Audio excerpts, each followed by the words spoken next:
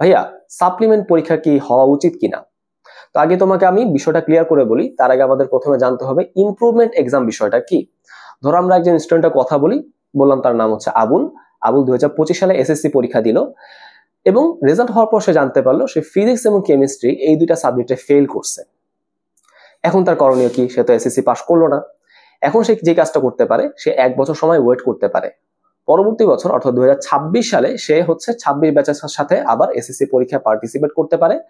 সেখানে সে শুধুমাত্র দুইটা সাবজেক্টের পরীক্ষা দিবে, ফিজিক্স এবং কেমিস্ট্রি।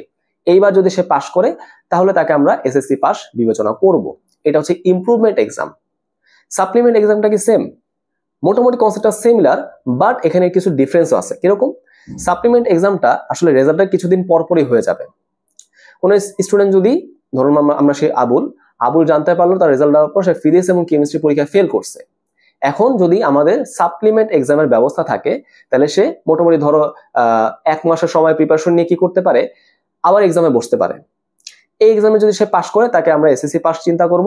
এই ক্ষেত্রে কিন্তু তার কোনো সময় ওয়েস্ট হবে না। বুঝতে পারছো? তার মানে দুটার মধ্যে মেজর ডিফারেন্সটা কি জানো? ইমপ্রুভমেন্ট এক্সামে একটা স্টুডেন্টের 1 বছরের মতো সময় ওয়েস্ট হয়, সাপ্লিমেন্টারি এক্সামে কোনো সময় কিন্তু ওয়েস্ট হয় না। স্টুডেন্টরা বর্তমানে এই সাপ্লিমেন্ট এক্সামের জন্য অনেক দাবি জানাচ্ছে। এখন সাপ্লিমেন্ট এক্সাম কিন্তু আগে প্রচলিত ছিল না, ইমপ্রুভমেন্ট এক্সামটা আগে প্রচলিত ছিল। এখন আমাদের প্রশ্ন হচ্ছে যে সাপ্লিমেন্ট এক্সামটা কি হওয়াটা কি লজিক্যাল কিনা, হ্যাঁ, যুক্তিযুক্ত কিনা? আমার মতে অবশ্যই জিনিসটা যুক্তিযুক্ত। কেন? কারণ আমরা কিন্তু বর্তমানে সহানুভূতি নম্বর পাচ্ছি না, এটা কিন্তু সরাই নেওয়া হয়েছে। তার মানে যে স্টুডেন্টটা হচ্ছে ধরো একটা বা দুটা সাবজেক্টে 32 পাইলো তাকে কিন্তু আমরা ফেল বিবেচনা করতেছিলাম। সে যদি 2024 সালে বা 23 সালে পরীক্ষা দিত, আমি কিন্তু তাকে 1 মাস 2 মাস সহানুভূতি নাম্বার দিয়ে তাকে পাস করে দিতে পারতাম, তাই না? মানে তার লাইফ থেকে কিন্তু আমি সময়টা ওয়েস্ট করাচ্ছিলাম না। বাট এখন আমি ওই 1 মাস 2 মাস না দিয়ে সহানুভূতি নম্বরটা না দিয়ে তাকে আমি ফেল করাচ্ছি। বর্তমান সিস্টেম অনুযায়ী তার কিন্তু এখন 1 বছর সময় লস যাচ্ছে। তাহলে এই যে তার যে ক্ষতিটা হচ্ছে, এই ক্ষতিটা আমি কিভাবে কম্পেনসেট করতে পারি, কিভাবে আমি লাঘব করতে পারি? সাপ্লিমেন্ট এক্সামের ব্যবস্থা দিয়ে।